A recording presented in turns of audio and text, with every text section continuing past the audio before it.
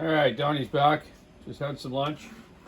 Just gonna put this 395 or 592 together that I just ported. I stayed at 395. I was talking about that with the 394s. So let's talk about the auto tunes here. You know, generation 3 or whatever you want to call it of auto tune. I showed a video a couple days ago about the first auto tune, the 576, from my friend Tim in Alberta. Went out and ran it. You've probably seen my video of me cutting some wood with it. I don't get out much cutting wood, but I love doing it. I'm going to try to do it more. Not so much in the winter right now, but we don't get a lot of chances between seasons these days to get out. It's quite a short thing there, you know. A couple months ago it was too hot, so you couldn't get out. Then it almost went rainy for a while. Then now it's too cold, or the snow's coming. So you know, if you need firewood for your own home and stuff, you got to get out right in between the seasons and get at her, or have some ready for next year, right? So auto tune. These saws here, the 592. The guys that have bought them and running them, they got tons of power. They're working really well. We've had some issues with them. They've already done a change in the crankcase. So they've reinforced the crankcase here where the top dog is, where they were breaking. And hopefully they've done something different with the top cover design too, where the top cover was running on the fins and the cover was coming loose, wearing a lot along the top of the crankcase here, and even cracking the crankcase over this way around this back mount here. Other issues I've had with them is the intake manifolds sucking air, and they are ripping inside there. I don't have a broken one here to show you, but it is a warranty thing, and they've already improved that as well. So they've been on it real quick with this saw of doing changes, which is good because they need to you know, keep good faith with the Husky lovers, right? You know, a lot of guys have switched to 500i stills and stuff. You know, they're a smaller displacement saw, but they're working really well. They've got some issues too, but overall, pretty darn good. You need to toughen them up a little bit with the better mounts on it and better side cover and stuff, but other than that, good saw. Light, fast. This is a beast. The engineer wanted the biggest, powerful saw in this class, and he's pretty much got it, man. So I just done some porting to it. I do a little bit of intake timing to it, some exhaust timing to it as well. Clean it all up, clean up the transfers, and wham bam, I'm going to put it back together. I do a muffler mod on them. On the muffler itself, I'll put another outlet right here. They're a hollow can anyways, and have quite a big hole in the top. So, you know, maybe you don't need to do them, but guys like them loud and proud. I don't know how much extra horsepower it's got. Maybe Dino Joe could do a muffler swap of just the stock one on 592s or 585s, then put a one outlet or two outlet on it, see what kind of difference is in horsepower gain.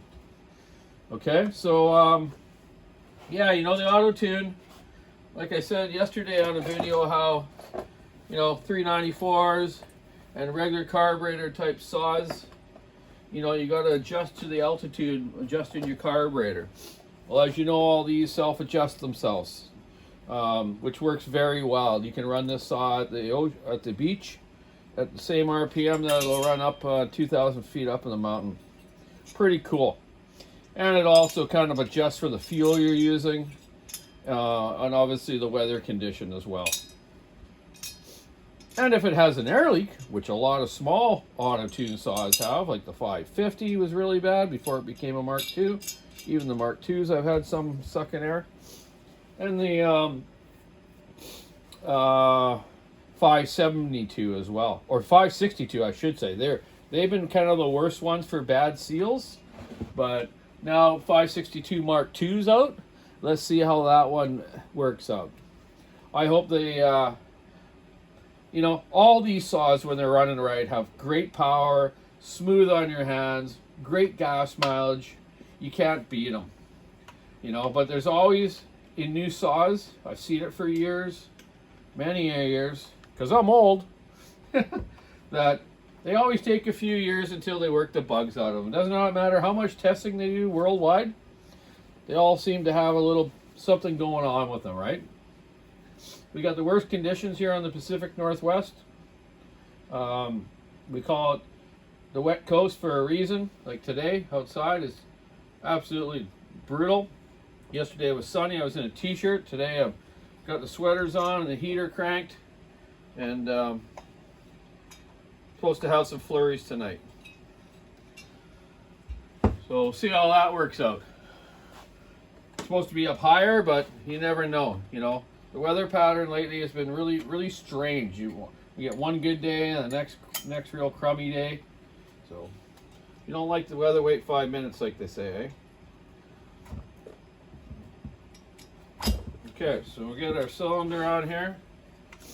I first did the first couple of 592s. It's like I had to have another one beside it when I put it back together. There's all these wires and different stuff that I was used to. So, you know, once you get used to a model, though, you get quick at doing it. Not saying you should go real fast, but you just get more, what would you say? I don't know. You just get good at it because you've done so many, right? It's like that 395 teardown I did the other day. People couldn't believe how fast I did it. You know, and putting them back together isn't quite as fast, but it still doesn't take that much. So on these saws, we have full wrap handlebars used on the West Coast here. They all come with half wrap handlebars, and you have to buy a full wrap kit or a wrap kit these days for all the different models of Huskies, and they're at they're a good price. You can't beat it. Years ago, just a pair of handlebars, you know, was a few $100s. Now it's, I don't know what it is, 70 or 80 bucks. You get the handlebars, the bigger dogs, and this model you even get the other side cover. You get the better side cover, the nice full size one, which gets rid of your deflection of your sawdust and stuff better.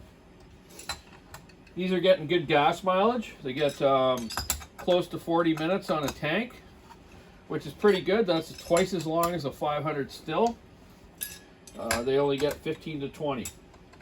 And a lot of guys hate that. They're always packing their jug around close to the log, right? You figure 15 to 20 minutes, you fell one big tree and bucked it, and then you're out again, right? So that's kind of crummy, but whatever. It's still a good saw. Not knocking it. Just telling you on mileage. Some guys don't like that. So yeah, I think you see them. Like I said, Husky's on it pretty quick, doing changes already. Another thing on these saws, I'll show you right here, is this pulse line, or not pulse line, purge valve line.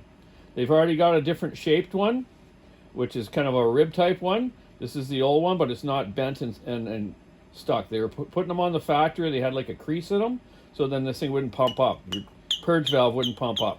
So if that's not pumping up for you, all you do is pull this primer bulb out and just route the line a little different and see if you can get the kink out of it. If not, go into the dealer and get yourself a new line, okay? Most dealers, if they're stocked properly, should have them. If not, they can order it in for you. It is probably you know, you could probably claim it under warranty as well, eh? It should be a warranty thing, because they did it wrong, okay? So this one's okay though, but I check them all anyways. Okay, so cylinders on. We'll get the carburetor on. These are quite complex. You want the carburetor with the air filter adapter already on it. It kind of fits on the top of the carb here into a grommet. And then you want to slide it on here. So what I do first, get our purge valve hose in there. Into the little rooted part here. Okay. Get everything out of the way. Your wires, your throttle cable, your fuel line. Take the whole assembly here and just get it onto the stud, kind of the little stud bosses on the bottom for the carburetor.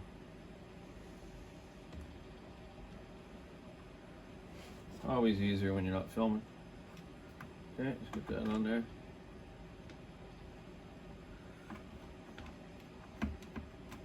Come on, baby. Let's do the twist.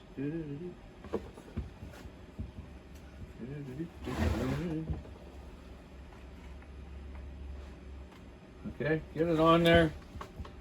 Slide it down a bit and put your first 2 bottom screws in. And the reason I do that, so you keep everything aligned. Watch your auto-tune wires aren't in the way or anything, or your throttle cable, or your purge valve hose here. So get the 2 bottom screws in, so that way you keep it in position. And they're the longer ones of the 2. They're 3mm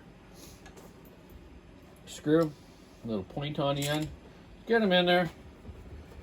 Get them kind of, I don't know, quarter or halfway down, so nothing moves around. Okay. Then start plumbing your system on. We'll first get our hose hooked up here. It's probably hard for you guys to see, but I'm going to give you the general ideas here. Yep, get that hooked up to the primer. Purge valve, if you want to call it. Primer. Everyone's got different names for it. Okay. That on the little spigot there. It's quite dark in there because everything's black. So you want to, have a flashlight. Make sure that it's on there decently. Okay, that's right on there now. Nothing's kinked, nothing's in the way. That line there, the one that gets kinked, I'll just move that over. Now we'll put our, like what I call the air valve in. So this gives it the forced air for the port scavenging that they have. And then the other bottom of the carburetor is obviously where the fuel comes, right? Get that on there. And then I'll get our 2 other carb screws that hold these on, the shorter ones. And we put those in. Like I say, the first time you do this, like, oh my goodness, am I going to remember how to go about it together? But I usually have another one sitting there just to help me out a little bit, right? Okay, we'll get those ones tightened up. And we'll get our bottom ones tightened up before we forget, before we start plumbing everything on. Get our back air filter holder down into these rubbers that hold it properly so everything's lining up right. Okay.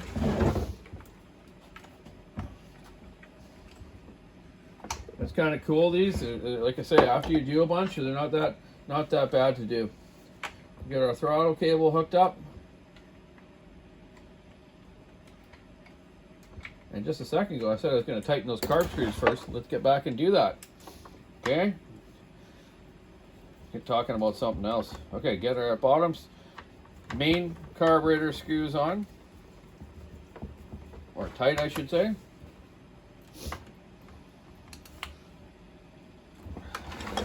Okay, throttle cable hooked up.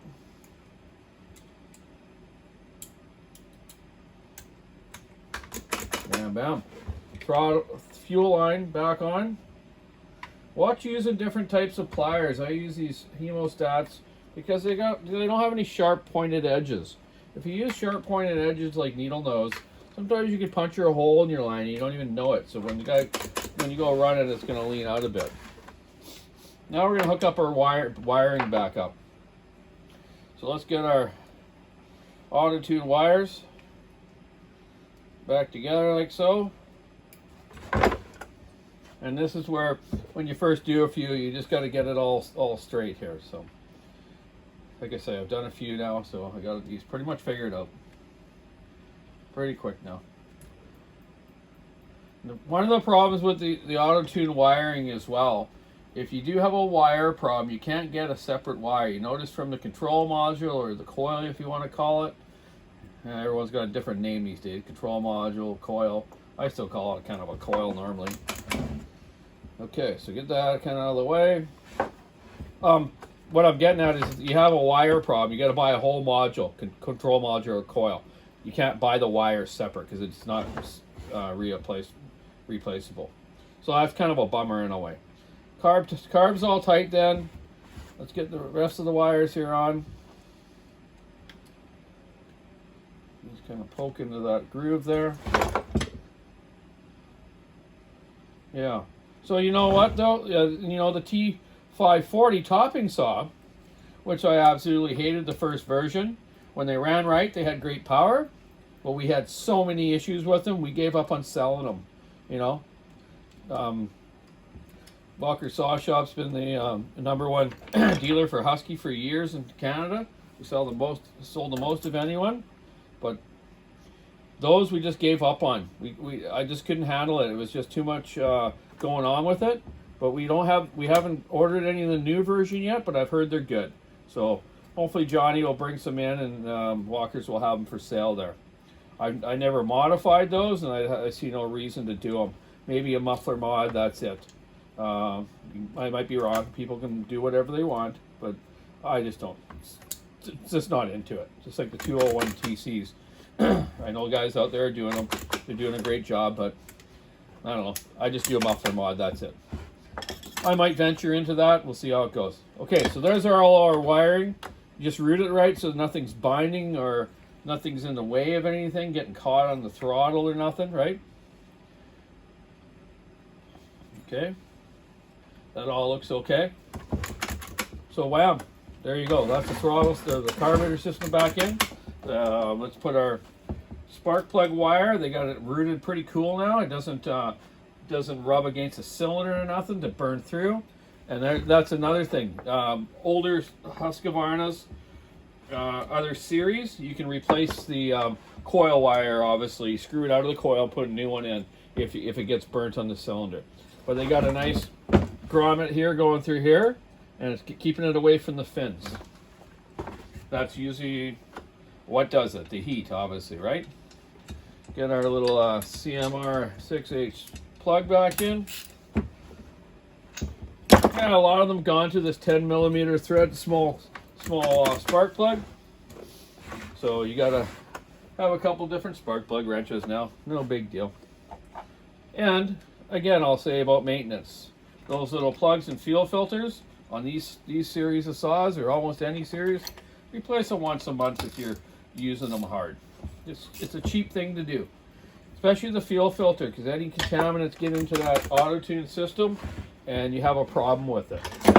Just like the stills.